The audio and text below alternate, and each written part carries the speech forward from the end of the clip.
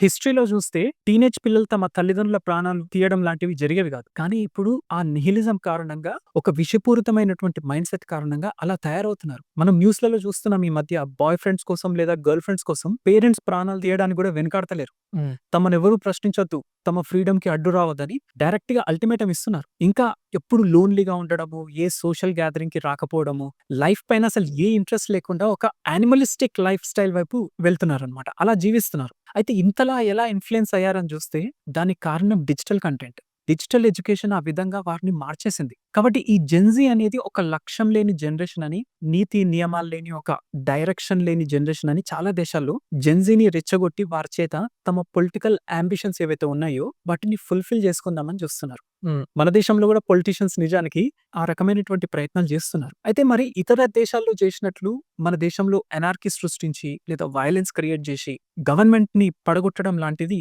Gen Z చేస్తుందా అంటే మన దేశంలో అది సాధ్యం కాకపోవచ్చు. హ్మ్. కాదనే చెప్తాను నేను. ఎందుకంటే మన దగ్గర మెజారిటీ ఆఫ్ ఇండియన్ ఫ్యామిలీస్ ఇంకా కల్చర్‌తో కనెక్ట్ అయ్యి ఉన్నాయి. ఆ ఫ్యామిలీ వాల్యూస్‌ని పిల్లలకు నేర్పుతున్నారనమాట. ముఖ్యంగా మన ఏన్షియంట్ ఫిలాసాఫికల్ అండర్‌స్టాండింగ్ అనేది యూత్‌లో ఉంది. అంటే జెన్‌జీ వాళ్ళలో ఉందనమాట.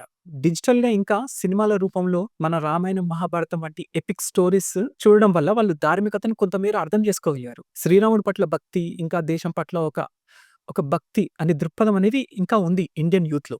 కాబట్టి సొంత దేశాన్ని నాశనం చేసుకుందాం అనేటువంటి మైండ్‌సెట్ అయితే లేదు. హ్మ్. కొంత పర్సెంటేజ్ ఆఫ్ యూత్ నేను ఇదివరకు చెప్పిన ఆ నిహిలిజం అనే పాయిజన్ ఇంజెక్ట్ చేసుకొని ఉంటారు. కానీ అది చాలా మినిమల్ అమౌంట్‌లో చాలా తక్కువ. ప్రస్తుతానికి. యాహ్! యెస్. అయితే పేరెంట్స్ తమ పిల్లలు ఎలాంటి డిజిటల్ కంటెంట్ కన్జ్యూమ్ చేస్తున్నారనే దానిపై కొంచెం కాన్సంట్రేట్ చేయాలి. డిజిటల్ కంటెంట్ గనక మీ ఇంట్లో ఒక డెవిల్‌ని తయారు చేస్తే ఫస్ట్ విక్టిమ్ ఎవరుంటారు? Family members. యెస్. కుటుంబం ఫస్ట్ విక్టిమ్ ఉంటుంది. హ్మ్.